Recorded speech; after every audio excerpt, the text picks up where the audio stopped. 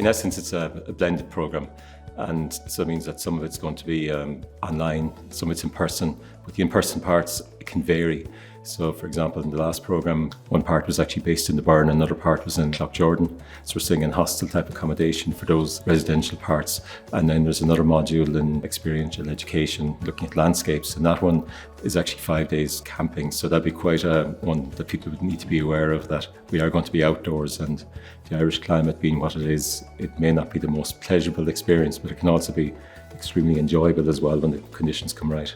The program is very unique because I suppose it's the only postgraduate that addresses the outdoors in Ireland, so it's unique in that fact that it's the only level 9 postgraduate opportunity here. Here we know there's quite a diversity of applicants, so they range from people from youth to education to outdoors to therapists, and then people got very diverse and different perspectives. And I suppose what they'll expect to learn, the key areas we look at is experiential learning, get people more involved in learning, and that underpins everything in the outdoors. In addition, there's the wellbeing module, and again that was very diverse and was not quite what some people may have expected. And then there's education for sustainability. I suppose the key thing with that as well is that what I think a lot of students actually enjoyed was that we're not interested in assessing for the sake of learning. It's more to actually look at assessment for learning. So what a lot of them undertook was projects related to their workplace, their community, their home. Because of that, then they felt there was a benefit that they could implement something and do something with it, and it wasn't just seen as an assessment for its own sake. But that's quite important to highlight as well, because the focus is so that these people become change agents in the future in their community, in their workplace, and I suppose for society in general. We align with the college policy, which is a level 8, but it's supposed to be encourage people who don't conform to that as well, because the last time around we had some people maybe with level 7s, we had other people with significant life or industry experience. So there is an RPL process, which is the recognition of prior learning, and that can either be accredited learning where they'll have certificates or other certified course that go along, but it also can be significant experience, and we have an RPL person on the team, so they'll help applicants who are choosing that route to put their application together.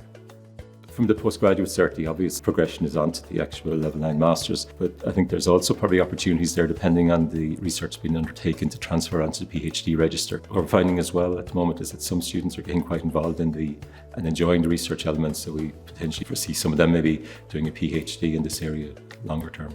There's usually a tutorial once a week, and we record those so that they're actually accessible, but in addition to that, we think that students are putting in approximately 5 to 8 hours.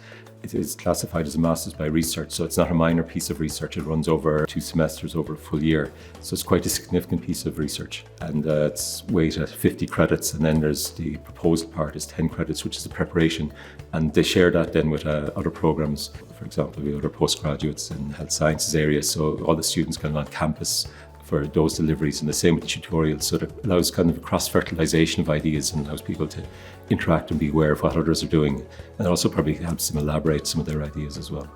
The networking isn't just in college. You notice that through WhatsApp group that they've actually continued that, and socially they seem to make opportunities to meet up with idea, and they're quite keen actually to see how each other are progressing as well.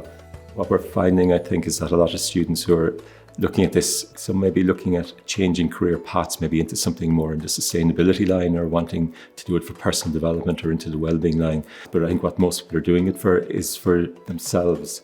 And all of a sudden they're saying, oh, I can see something else in my organisation that I could feed into. And next year we'll have new legislation looking at sustainability officer requirements for people. So all of a sudden people are becoming aware, actually I could apply for that, or I could play a role in that, or helping the organisation in that.